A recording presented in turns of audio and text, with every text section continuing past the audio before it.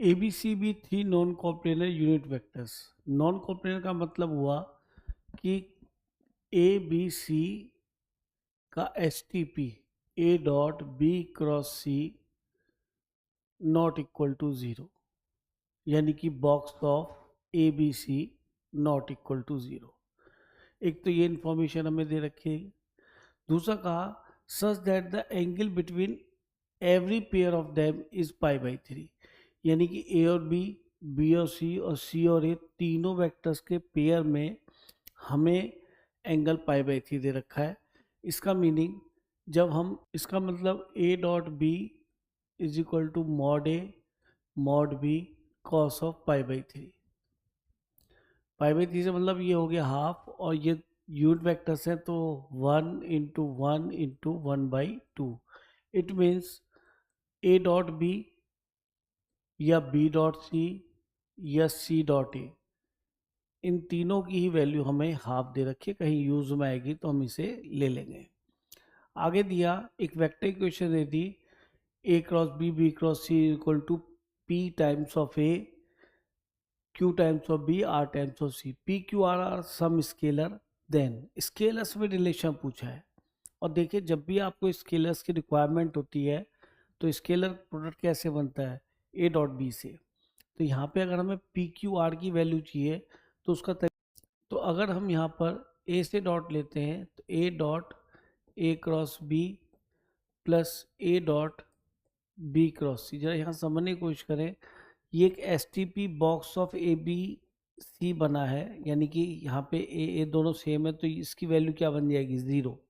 नहीं समझते अगर बॉक्स का मतलब, यानी कि एस टी पी अगर नहीं पढ़ा, इसलिए पढ़ना जरूर चाहिए। अगर ए और बी का हम क्रॉस करेंगे, ए वेक्टर और बी वेक्टर क्रॉस, तो ये मिलेगा एक परपेंडिकुलर वेक्टर इन दोनों के। तो अगर ये ए क्रॉस बी है और उसका डॉट दोबारा से हम ए के साथ लेंगे तो डेफिनेटली क्या होगा, वो वेक्टर जीरो बना देगा, क्योंकि इन दोनों के साथ ए क्रॉस बी का एंगल 90 है, तो इसलिए भी ये ज़ीरो हो जाता है। तो ये कंफर्म है कि ये वैल्यू ज़ीरो बनेगी।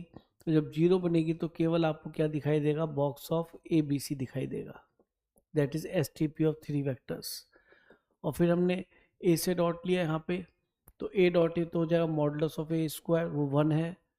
ए डॉट बी और B dot C dot A सबकी वैल्यू हाफ है, तो ये Q/2 बन जाएगा। प्लस फिर ए डॉट सी करा, ए डॉट सी फिर हाफ है, तो ये R/2 बन जाएगा। तो यहाँ पे अब नज़र आने लगा कि भाई पी क्यू आर में जो स्केलर्स हैं हमें वहाँ रिलेशन मिलने लगे। ठीक है, अब की बार पहले हमने डॉट बाई ए किया था, अब डॉट बाई बी वेक्टर कर लेते हैं। जब बी वेक्टर डॉट करेंगे तो इनमें फिर से एक कॉमन वेक्टर आ जाएगा जो कि बी वेक्टर होगा।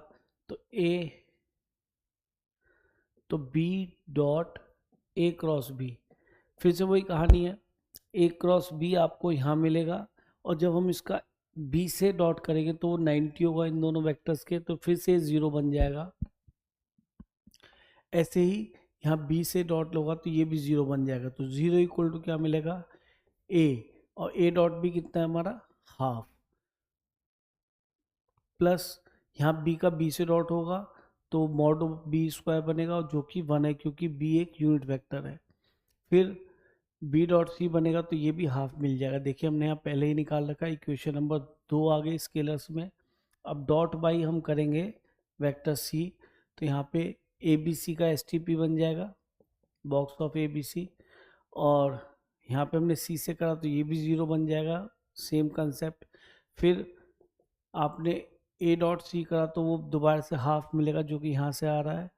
फिर यहाँ से बी डॉट सी करा तो ये भी हाफ मिलेगा, और यहाँ सी डॉट सी करेंगे तो सी डॉट सी तो हमारा क्या है, 1 है, mod of C square unit vector है, तो ये आर मिल जाएगा। इक्वेशन नंबर 3 आ गई।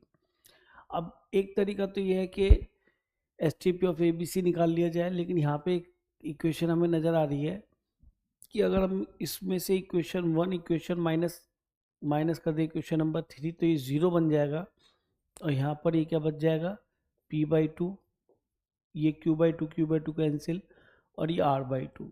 तो from here we get p=r।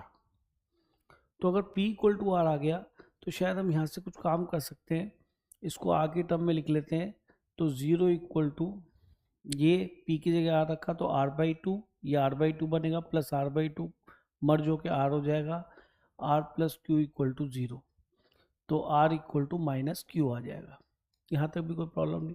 अब देखते हैं रिजल्ट की तरफ, क्या पता हमें रिजल्ट यहाँ मिल जाए, क्योंकि यहाँ रेशो भी दिखाई दे रहा है, यहाँ पे तीनों की डिग्री 2 है और यहाँ पे भी डिग्री 2 है, तो सबको r में कन्वर्ट करते हैं।